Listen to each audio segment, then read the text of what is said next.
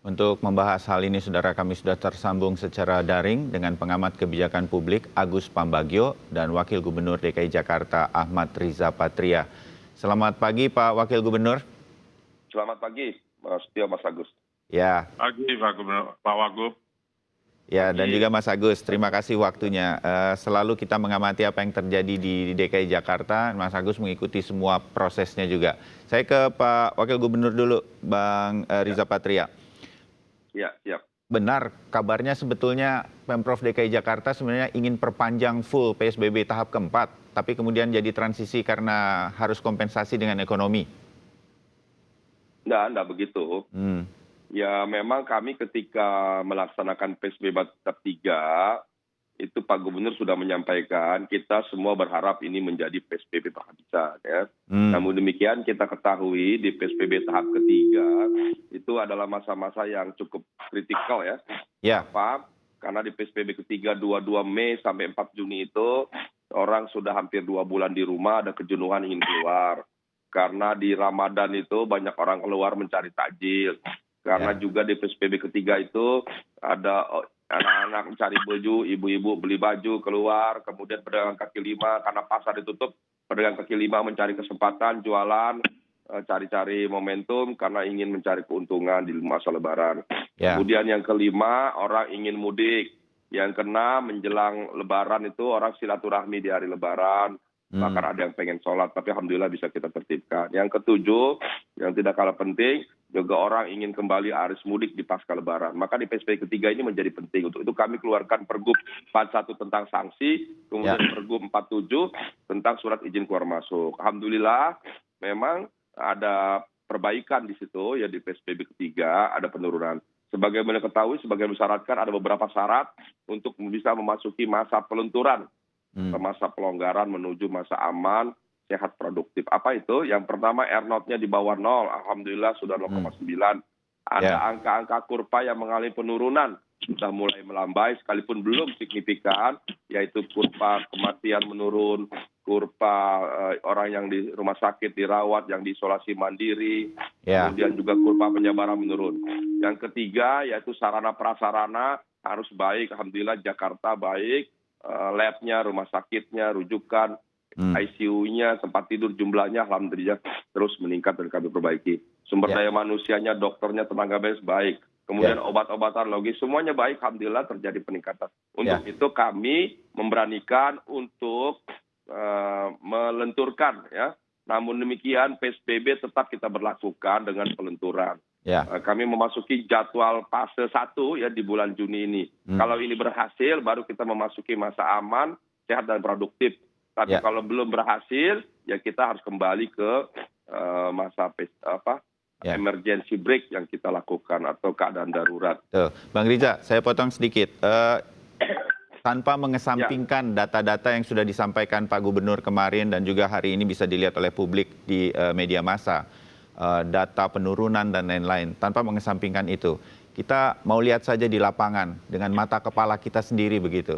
Menjelang 4 Juni kemarin ketika PSBB sudah akan berakhir, masyarakat tahu PSBB berakhir nih tanggal 4 Juni di DKI Jakarta. Warteg udah buka tuh Bang Riza. Warung-warung di pinggir jalan buka lagi tendanya. Nggak menerapkan situasi-situasi seperti harus menjaga jarak. Jangan ditanya ketika mau menjelang buka puasa kalau akhir pekan. Jumat sore atau Sabtu sore, rame kita seperti tidak ada apa-apa. Memakai masker, masih ada orang yang marah-marah kalau kita kemudian sama-sama menegur warga kita sendiri dan lain-lain. Ukuran ini, apakah kemudian membuat, kita bisa melonggarkan? Itu kan membuat khawatir juga Bang Riza. Ya justru itu, memang tadi saya sampaikan PSBB ketiga itu kan titik krusialnya juga banyak ya, keinginannya luar biasa. Masyarakat tuh luar biasa, udah nggak sabar ya. Sehingga 3 hari ini memang terjadi peningkatan, tadi betul, warteg ini segala macam dan lain-lain. Untuk itu makanya di masa PSBB keempat, ya masa pelunturan ini, kami hanya memberlakukan 50%. Ketentuan kami perketat, umpamanya menggunakan masker, cuci tangan, ada termogan, disinfektan, dan lain-lain. Masjid kami buka, beberapa tempat perkantoran kami buka, rumah ibadah dan sebagainya secara bertahap, minggu pertama, minggu kedua, ketiga, dan seterusnya. Ya. Oke.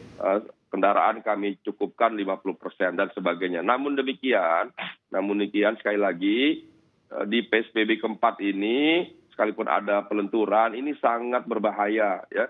Kenapa Betul. berbahaya? Karena orang semua ingin keluar, udah nggak sabar ya. Ya. Yang mau ke mall. Sementara COVID-19 masih ada sebetulnya. Justru itu. Jadi pada kesempatan ini sangat baik kami ingin menyampaikan pada Bapak Ibu semua, sekalipun diatur 50%, orang tua lansia tidak boleh, anak-anak ibu hamil tidak boleh keluar ya. Ya. Semuanya kami ingatkan sekali lagi, sedapat mungkin tetap berada di rumah, belajar tetap di rumah, beribadah juga sekalipun sudah boleh keluar rumah, ke masjid sudah boleh, tapi kami atur masjid buka 1 jam atau tutup 1 jam kemudian setelah selesai sholat, jam sholat. Jadi kami minta sebaik mungkin tetap berada di rumah. Bekerja juga begitu, sedapat mungkin kalau bisa bekerja, ya bekerja di rumah. Berdagang juga kalau bisa online, bisa di rumah. Jadi sedapat mungkin tolong di rumah. Berbahaya bagi yang menyadari bahwa penularan ini masih ada, sangat berbahaya. Kami sarankan untuk tetap berada di rumah, kecuali betul-betul penting. Baik, Bang Riza, saya ke Mas Agus dulu. Dengan keinginan pelonggaran ini makin luas sebetulnya yang harus diawasi. Begitu bayangan saya, Mas Agus. Bagaimana soal pengawasan ini menurut Anda nantinya? Iya, betul sekali. Pertama ke Pak Wagub, terima kasih sudah memberikan kelonggaran. Tapi memang yang menjadi sangat sulit adalah pengawasan. Karena orang di Betawi ini juga cuek sekali. Nah, saya bisa memahami ketika mengatur tempat ibadah, mengatur mall atau toko-toko itu, karena pintu keluar masuknya itu berbeda, bisa diatur. Tetapi ketika kita menyentuh pasar becek, kaki lima, ini yang harus kita perhatikan. Apakah didenda pakai masker 250.000, apakah kalau tidak jaga jarak didenda dan sebagainya. Sekali lagi kita mengatur itu mudah, tetapi melaksanakan sanksinya itu yang sulit gitu ya. Jadi artinya saya terus terang harus menyatakan bahwa ini masih PSBB. Untuk mengurangi niat kita untuk lebih bersosialisasi sekarang. Bisa kalau tidak perlu sekali, tolong jangan pergi kemana-mana. Masih itu. Saya kemarin habis rapat di kantor PUPR itu di sekitarnya di Raden Patah, di Kebayoran itu semua warung Tegal, warung Padang sudah buka. Padahal kan prasmanan semua itu kan Pak Gubernur kemarin menyatakan itu dilarang. Nah ini yang saya khawatir. Jadi sepertinya tanggung jawab terhadap COVID ini sudah beralih ke kita, ke masyarakat. Nah, saya berharap Pemprov DKI siap untuk ini ada second wave-nya lebih mengerikan kalau sampai ini terjadi karena orang sudah 50% diperbolehkan mulai hari ini atau mulai Senin untuk mulai bersosialisasi termasuk naik transportasi umum. Sekali lagi pengawasannya sulit dan nggak mungkin juga aparat yang ada seluruh Indonesia 1.800 yang dideploy oleh Pak Presiden itu TNI dan Polri bisa menguasai ini dengan baik. Jadi memang tanggung jawab Bayu ada di kita. Itu yang perlu diperhatikan. Karena masih ada 66 RW di DKI Jakarta ini yang merah. Dan ini kita nggak tahu apakah orang dari daerah merah itu juga akan keluyuran kemana-mana dan makan dan bersosialisasi. Ini yang mungkin perlu diwaspadai Pak Wagub. Satu Mas Agus, selalu ketika soal PSBB ini dengan segala perubahan atau pelonggarannya di PSBB keempat, saya setuju tampaknya kalau Mas Agus dan juga Bang Riza dari tadi mengatakan ini PSBB tahap keempat, ada yang sudah dibolehkan begitu. Jadi orang ingat ini masih COVID, masih ada, kita masih dibatasi begitu. Nah, sosialisasinya ke perkantoran, ke masyarakat yang UMKM yang di pinggir jalan ingin membuka warung dan lain-lain, dengan waktu yang sangat sempit ini begitu. Kemarin berakhir dan juga diumumkan perkantoran akan mulai lagi tanggal 8. Bagaimana sosialisasi ini bisa sampai? Apa kita kembali lagi ke PSBB 1, 2, dan 3 di mana sambil jalan kita kemudian terus sosialisasi dan lain-lain, tapi kali ini kita udah nggak bisa main-main sebetulnya. Karena dilonggarkan ini kita punya resiko yang lebih tinggi, kedisiplinannya harus tinggi. Gimana kita menerapkan ini? Memberi pengertian ini kepada masyarakat, ini bukan dilonggarkan berarti sudah aman, terbalik. Ini dilonggarkan karena memang kita harus melonggarkan karena ada ekonomi dan lain-lain, tapi musuh sebenarnya masih ada, COVID-19 masih ada, Mas Agus. Ya begini, sekali lagi pelaksanaan peraturan itu tidak ada artinya, pembuatan peraturan tidak ada artinya ketika tidak ada sanksi. Nah ini menurut saya lebih berbahaya daripada PSBB yang pertama dulu. Karena orang sudah bisa bersosialisasi. Ini Pak Wagub dan Pak Gub bisa tidak tidur ini. Karena pengawasannya harus real, ini ketat sekali ketika kita mengizinkan sektor ekonomi berjalan. Karena kan PSBB, PSBB ini kan real ya, tidak bisa kita bermain-main. Jadi kalau tidak diawasi dengan baik, saya khawatir second wave-nya ini bisa terjadi. Tentu tidak ada yang ingin itu terjadi. Gitu. Ya, Pak Wagub, dari masukan-masukan Agus Pambagio, Anda punya tanggapan? Sanksi seperti apa juga? Ya, justru yang pertama memang ini kan dari masa transisi 1 bulan ini, kami berlakukan pembukaannya selain 50% ada tahapannya, jadi tidak langsung ya. Mall belum, pasar belum, nanti di tanggal 15 baru mulai. Ya. Outdoor, indoor, tempat rekreasi juga belum, nanti kita mulai di minggu ketiga. Jadi semuanya memang ada tahapan. Selain 50%, protokol COVID justru harus lebih ketat. Jadi sekali lagi harus lebih ketat. Tadi saya sampaikan sebaik mungkin tetap di rumah. Justru kalau yang memahami, mengerti bahayanya virus, justru lebih hati-hati dari PSBB 1, 2, 3. Karena ketika keluar ya, jangan disangka di luar aman, justru di luar tidak aman ya. Sekalipun nanti harus menggunakan masker, ada etika batuk, melihat termogan, semuanya sedapat mungkin. Kalau bisa sholat fardu tetap di rumah ya di rumah, tidak usah dipaksakan ke masjid, suasananya belum aman. Dan kami memang mengatur berbagai pengawasan di semua titik-titik kerumunan, titik-titik yang sangat krusial, yang kritikal dan sebagainya. Tugas kami perbanyak, pengawasan kami tingkatkan. Prinsipnya semua justru kami tingkatkan. Kenapa? Karena di PSBB keempat ini lebih berbahaya dari PSBB 1, 2, 3 ya. Setuju. Karena sebelumnya tidak bisa, sekarang malah bisa. Kendaraan, bus, kereta itu kan berpotensi. Mobil, taksi sekalipun berpotensi. Sejauh mana itu pengendara taksi bisa menjaga itu steril. Jadi kita juga harus hati-hati.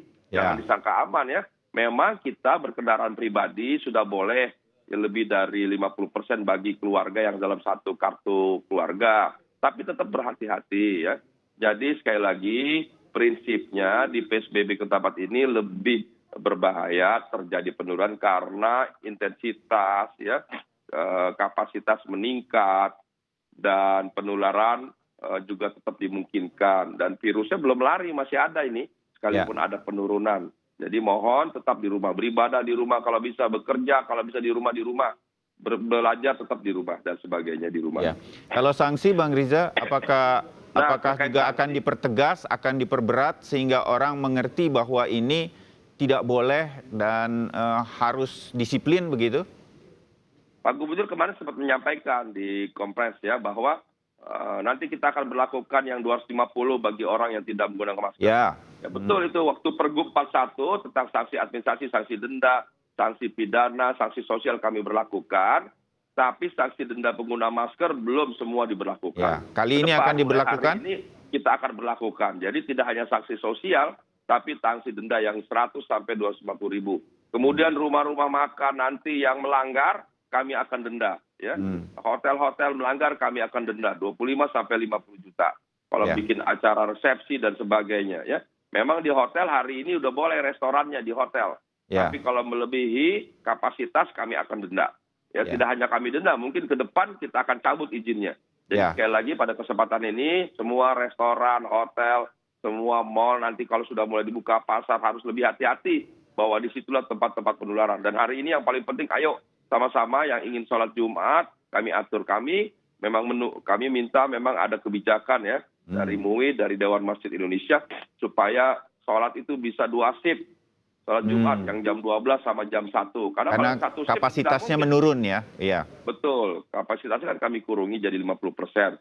Tidak dikurangi saja, hari-hari normal itu kan sampai keluar kalau sholat Jumat. Betul. Kami minta beberapa masjid semuanya kalau bisa menambah kapasitas, menambah tenda. Umpamanya kami di Balai Kota juga menambah tenda di luar masjid.